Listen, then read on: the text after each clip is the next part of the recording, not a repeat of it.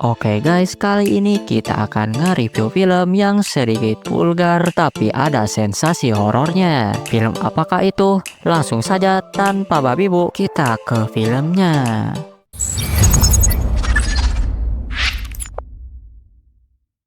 Cerita berawal dari kelakuan sosok wanita misterius yang sedang menggunakan ilmu hitam kepada sepasang kekasih. Entah karena sirik atau sedang gabut saja, wanita berkemampuan aneh ini begitu marah terhadap mereka. Dan inilah alur ceritanya.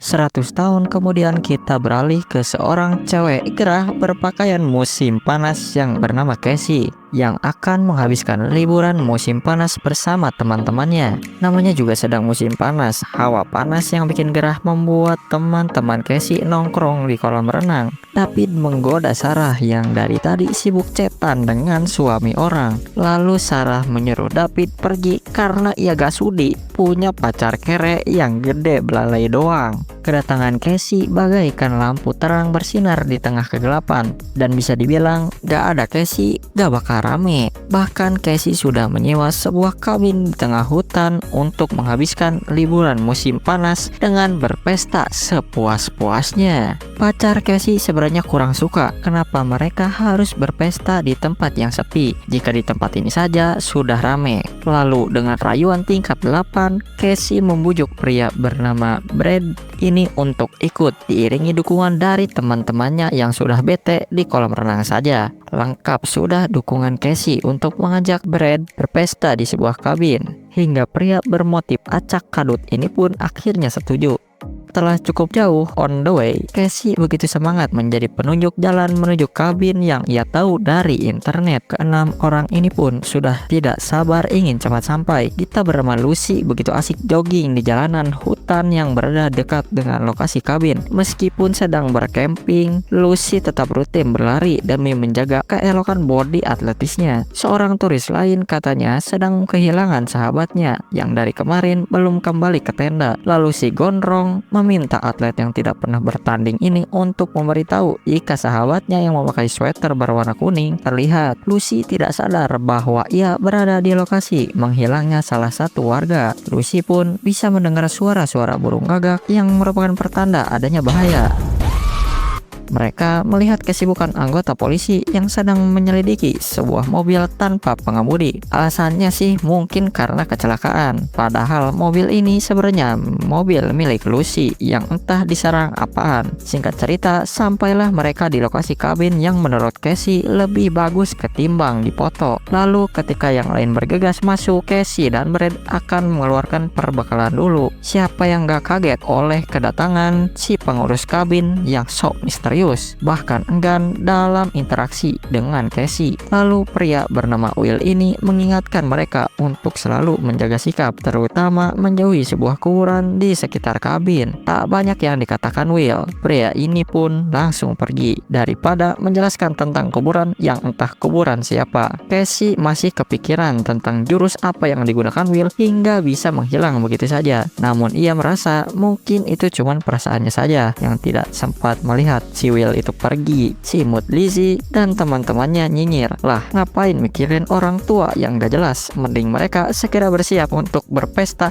sepuas-puasnya. Sebelum mereka menggelar pesta, Casey katanya gak mau ada yang pegang HP, apalagi sampai chatan dengan suami orang. Hingga ia pun mengumpulkan semua HP dan menyembunyikannya di suatu tempat. Mereka kini memasuki sesi mabok-mabokan sampai main kuda bila diperlukan. Bahkan mereka menyiapkan satu drum alkohol yang merupakan minuman kontroversi tapi bisa menghilangkan dehidrasi. Akibat kebanyakan minum, mereka akhirnya pada pengen buang air. Begitupun dengan Casey. Tapi karena WC cuman satu, ia terpaksa buang air di samping hutan. Will auto marah karena Casey malah ngompol di atas kuburan. Kemudian Casey berusaha meminta maaf. Di tengah rasa heran, kok bisa-bisanya si penjaga kabin muncul begitu saja, langsung pergi dan hilang lagi. Casey kembali happy saat saat melihat Lizzie dan pacarnya sedang beradu.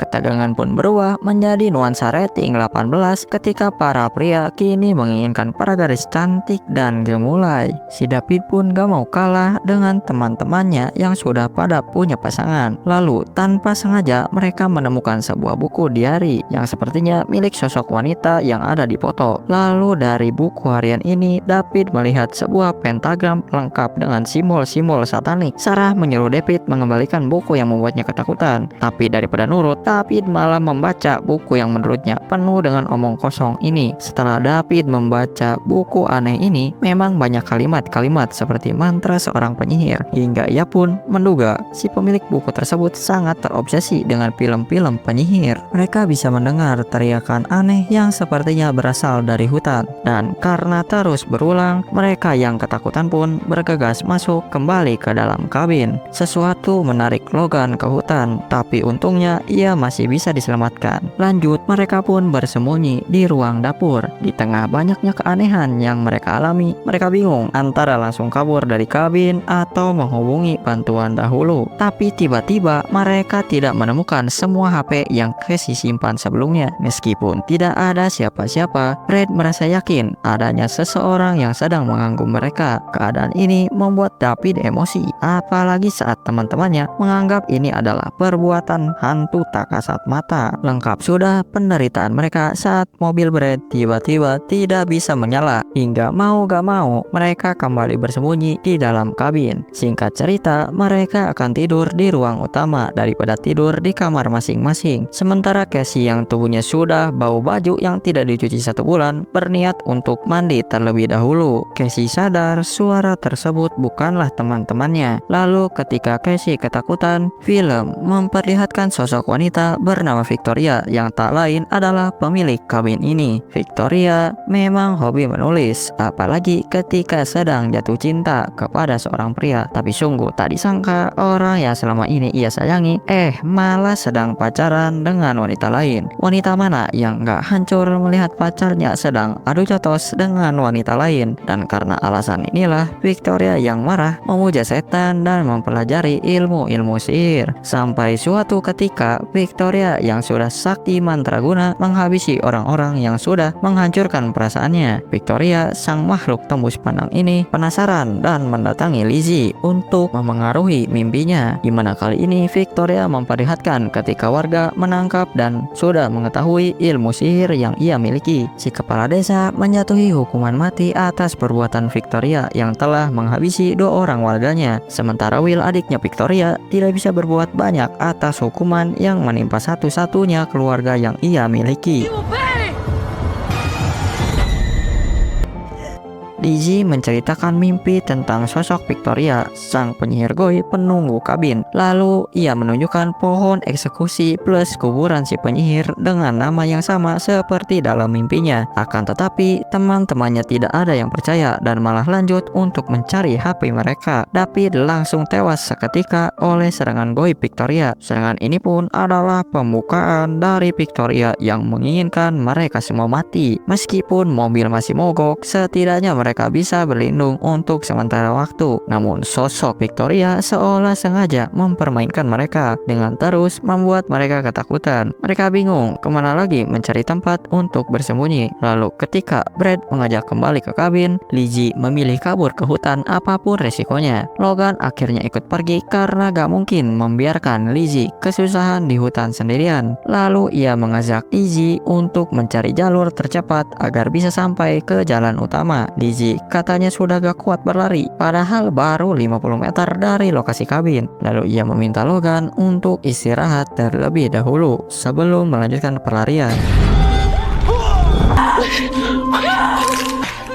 Setelah Victoria membunuh Lizzie, ia memperlihatkan masa lalunya kepada Brad. Saat Victoria sudah menjadi roh penasaran, modusnya pun sama. Ia selalu meneror dan menghabisi orang-orang yang menyewa kabinnya. Lalu dengan memakai wajah Brad pula, Victoria menunjukkan kejahatannya sejak dulu. Keluarga ini begitu menikmati momen liburan di kabin Victoria. Namun kebahagiaan mereka tidak berlangsung lama sejak gelapnya malam mulai menyelimuti hutan. Mereka mendengar berita akan menghilangnya beberapa orang di dalam hutan. Pihak kepolisian pun meminta para warga di rumah aja, khawatir ada sosok psikopat yang sedang berkeliaran. Kabar tersebut tentu saja membuat mereka ketakutan. Sampai-sampai pria bernama Jonas ini ingin kencing di celana. Kedatangan Will yang kala itu masih kecil tentu saja membuat Jonas kaget. Ditambah lagi, si pemilik kabin ini terlihat kesal setelah Jonas ngerumunin kuburan kakaknya Will. Dan keluarga ini tidak tahu bahwa mereka sudah berada dalam jebakan Victoria. Begitupun akan kesaktian Victoria yang bukan tipe makhluk kasat mata abal-abal. Mereka merasa aman setelah berhasil masuk ke dalam kabin. Di saat itu pula Victoria masuk ke tubuh Jonas untuk melanjutkan kesadisannya.